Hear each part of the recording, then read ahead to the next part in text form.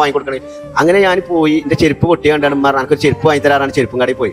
ചെരുപ്പും കടയിൽ പോയപ്പോൾ ഒരു ചെരുപ്പ് എനിക്ക് ഭയങ്കര ഇഷ്ടമായിട്ടുള്ളൊരു സംഭവമാണ്. അതായത് മാക്സ് ടു പറഞ്ഞിട്ട് ചെരുപ്പുണ്ട് ഒരു കവറിൽ. പക്ഷേ അതിന്റെ ഡ്യൂപ്ലിക്കേറ്റ് ആണ് ഈ സാധനം. ഒറിജിനലിന് അന്ന് എത്ര 250 കൊടുക്കണം, ഡ്യൂപ്ലിക്കേറ്റിന് എത്ര 50 റുപ്യ. 50 റുപ്യ ഇല്ലാതെ, അതായത് ഉമ്മാക്ക് ആ ചെരുപ്പ് എങ്ങനെയും എനിക്ക് വാങ്ങി തരണമെന്നുണ്ട്, എനിക്ക് എങ്ങനെയും ഉമ്മാക്ക് ഇടങ്ങേറില്ലാതെ ചെരുപ്പ് കിട്ടണമെന്നുണ്ട്. എന്നിട്ട് ഞാൻ ആ ഒരു അവസ്ഥയിൽ ഞാൻ ആ ചെരുപ്പ് കിട്ടിയെങ്കിൽ എന്ന് ആഗ്രഹിക്കുന്ന സമയത്ത് ഉമ്മ നിങ്ങൾ ചെരുപ്പുകാരനോട് കടം പറഞ്ഞേക്കുക 40 റുപ്യ ഉണ്ടേനുണ്ട് അല്ലേ.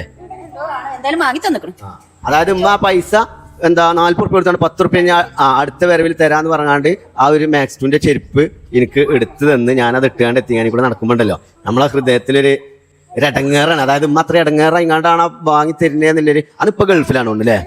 ഇപ്പൊ ഗൾഫ് പോയിക്കണം ഉമ്രക്ക്. ബാപ്പ പിന്നെ എന്താ വെച്ചാൽ ഇടക്കിടക്ക് ഉമ്രക്ക് പോയി. യൂസഫലിന്റെ മാതിരിയാ 3 മാസം 1.5 മാസം പണിയൊന്നും ശരിയാവില്ല, ഇങ്ങോട്ട് വരും. പിന്നെ കുറച്ച് ദിവസം കഴിയുമ്പോൾ പിന്നെയും പോകും. അവിടെ പണി ശരിയാവില്ല, ഇങ്ങോട്ട് ഇവിടെ പണി ശരിയാവില്ല. അങ്ങനെയാണ്. അതായത് സാമ്പത്തിക അവസ്ഥ വളരെ മോശമായിരുന്നു. ആ ഒരു തീയിൽ നിന്ന് കുരുത്തൊരു സാധനമാണ് ഞാൻ.